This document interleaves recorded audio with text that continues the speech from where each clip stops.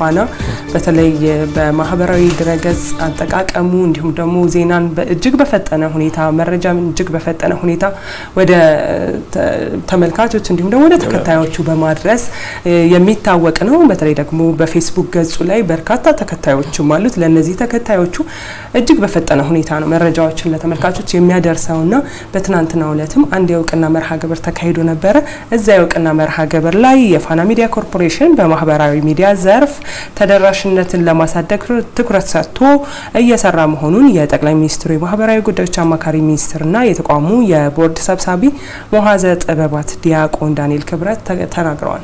በትክክል የፋና ሚዲያ ኮርፖሬሽን የአማርኛ ፌስቡክ ገጽ ቀደም ብለሽ አንቺ እንደገለጽሽው ተከታታዩ 4 ሚሊዮን መሻገሩን ተከትሎ ፋና ሚዲያ ዲጂታል አርበኛ በሚል መሪ ሐሳብ የማበረታቻና እውቅና መርሃ ግብርም ተካሂዷል። በመርሃ ግብሩ ላይ የፋና ሚዲያ ኮርፖሬሽን ቦርድና የሥራ አመራሮች፣ የኢትዮጵያ ዜና አገልግሎት፣ የኢትዮጵያ ብሮድካስቲንግ ኮርፖሬሽን፣ የኢትዮጵያ ፕሬስ ድርጅትና የአዲስ ሚዲያ ኔትወርክ የሥራ ኃላፊዎች እንዲሁም የዲጂታል ሚዲያ ባለሙያዎች ተገኝተዋል። መዋዘ ጥበባት ዲያቆን ዳንኤል ክብረት በዚህ ወቅት እንደገለጹት እንደ ሀገር የሚዲያዎችን አቅም የመገንባት የሰው ኃይል የማብቃት ተደራሽነትንና የቴክኖሎጂን አቅም የማሳደግ ስራም እየተሰራ መሆኑን አብራርተዋል። የፋና ሚዲያ ኮርፖሬሽን የማህበራዊ ሚዲያ ዘርፍ ተደራሽነትን ለማሳደግ በርካታ ስራዎች በመሰራቱ እውቅና እንደተሰጠን ጠቅሰዋል። አሁን ላይ በዲጂታል ዓለም ውስጥ በመሆናችን በዘርፉ ውጤታማ ለመሆን ከሚዲያው ብዙ እንደሚጠበቅ አብራርተዋል። የሚዲያዎችን ደህንነት ለማስጠበቅና የቴክኖሎጂ አቅምን ለማሳደግ ከኢንፎርሜሽን መረብ ደህንነት አስተዳደርና ከኢትዮጵያ አርቲፊሻል ኢንተለጀንስ ኢንስቲትዩት ጋር የተለያዩ ስራዎች እየተሰሩ መሆናቸውንም ጠቁመዋል። ማህበራዊ ሚዲያን እንደ አንድ በመከተል ስራ አስፈጻሚ የሚመራ የስራ ዘርፍ አድርገን በመፍጠር ከዛ የሰው ኃይሉን በማሟላት ከዛ ለሱ የሚሆኑ ከባቢዎችን ለማሟላት ጥረት በማድረግ ሶስተኛው ሲቀር በቴክኖሎጂ መደገፍ ሲቀር ሌሎቹን በመስራት ተደራሽነቱን ከፍ ለማድረግ የተሰራ ስራ አለ። ለሱ እውቅና ለመስጠት ነው። በተለይ እዚህ የምትገኙ የዲጂታል ሚዲያ ሰዎች የዛሬውንና የነገውን ዓለም ኢትዮጵያን በዛሬውና በነገው ዓለም የምትቀርጹ ስለሆናችሁ ከናንተ ብዙ ነው የሚጠበቀው። ብዙ ስራ ይጠበቃል። እንደ ድሮው አይደለም አሁን ያለንበት ዓለም። ይሄን እናንተ በደንብ ትረዱታላችሁ። በዋናነት ሁለት መልክ ተቀይሯል። አንድ ዓለም ማለት ዲጂታል ሆኗል ራሱ። ለምሳሌ ድሮ የሰው ጓደኛ በጣም ይበዛ 10-15 ነው። ከዚህ በላይ ሰው ጓደኛ ሊኖረው አይችልም። ዛሬ በፌስቡክ ዘመን ግን ጓደኛ በትንሹ 5000 ነው። ስለዚህ ዓለም ዲጂታል ሆኗል ማለት ነው። ቀጣዩ ትውልድ ከሌሎች ነገሮች ቀድሞ ሌላ ቀርቶ ከናትና ከአባቱ ቋንቋ ቀድሞ የዲጂታል ቋንቋዎችን የሚያቀበት ደረጃ ላይ ደርሷል። እንደ ድሮ አይደለም። ለምሳሌ ድሮ አንድ ሰው መጀመሪያ የሚያቀው የአፍ መፍቻ ቋንቋውን ነው። አሁን የአፍ መፍቻ ቋንቋውን አይደለም የሚያቀው የዲጂታል ቋንቋውን ነው።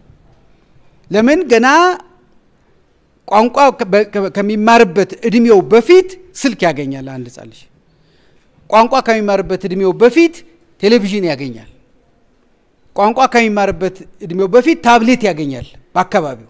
ስለዚህ የዲጂታል ቋንቋን እንጂ አንድ ሰው ወደፊት በአፍ መፍቻ ቋንቋነት የሚያቀው የራሱን የብሔረሰቡን ቋንቋ አይደለም።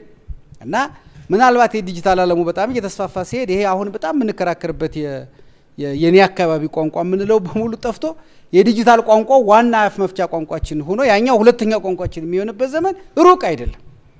ስለዚህ በዚህ ዓለም ውስጥ እንዋኛለን ካል እናንተ ናችሁ የፋና ዋናዎቹ ሰሪዎች እናንተ ናችሁ ማለት ነው። ቀዳሚዎቹ እናንተ ናችሁ ማለት ነው። የእናንተ መቅደም የፋና መቅደም ከዛ ደግሞ የኢትዮጵያ መቅደም ይሆናል። የእናንተ መዘግየት ደግሞ የፋና መዘግየትና የኢትዮጵያ መዘግየት ይሆናል። ስለዚህ ለዚህ እውቅና ለመስጠት ነው የሥራ ኃላፊዎቹ የተገኘ ነው። በርቱ። በቀጣዩ ጥቂት ወራት የፋና የዲጂታል ተደራሽነት ወደ 10 ሚሊዮን ወደ 20 ሚሊዮን ይደርሳል ብለን ነው ተስፋ የምናደርገው። የማበረታቻና እውቅና መርሃ ግብሩ ላይ የተገኙት የመገናኛ ብዙሃን ባለሙያዎች በበኩላቸው የፋና ሚዲያ ኮርፖሬሽን ዲጂታል ቡድን የሰራው ስራ ውጤታማ መሆኑን አንስተው ከ4 ሚሊዮን የተሻገረ ተከታይ በማፍራታችሁ እንኳን ደስ አላችሁ ብለዋል። የሚዲያ ተቋማት ህብረት ፈጥረው ፋና ላይ የመጣው ለውጥ ወደ ሌሎች ተቋማትም ሊስፋፋ እንደሚገባ ነው ያመላክቱት። ሁሉንም ሚዲያ አማራጮችና አቅም በማሰባሰብም ጥሩ ውጤት እየመጣ እንደሆነም ገልጸው እንደ ሚዲያ ብንፎካከርም የምንሰራው ለአንድ ሀገር መሆኑ መረሳት የለበትም ሲሉ ተናግረዋል። የፋና ዲጂታል ቲም የፋና ሚዲያ ኮርፖሬት በሰራው ስኬታማ ስራ ቅድም እሳቸው እንደገለጹት የሚዲያ ተቋማት ህብረት ፈጥረው ፋና ላይ የመጣው ለውጥ ወደ ሌሎችም እየተስፋፋ እንዲጋባ ለማድረግ ለማመስገን ነውና ይሄ ምስጋና በዚህ መልክ አይደለም የምንቋጨው አራቱ ተቋማትን ጨምሮ ክቡር መዋዘ ጥበባት ዲያቆን ዳንኤል ክብረትን ማለት ባሉበት ሰርፕራይዝ እናረጋለን ማለት ነው። እንኳን ደስ አላችሁ 4 ሚሊዮን ስላለፋችሁ የዲጂታል አርበኛ ፋና ሚዲያ ኮርፖሬት በሚል የተዘጋጀች አጭር ማናት ትንሽ መታሰቢያ አለች።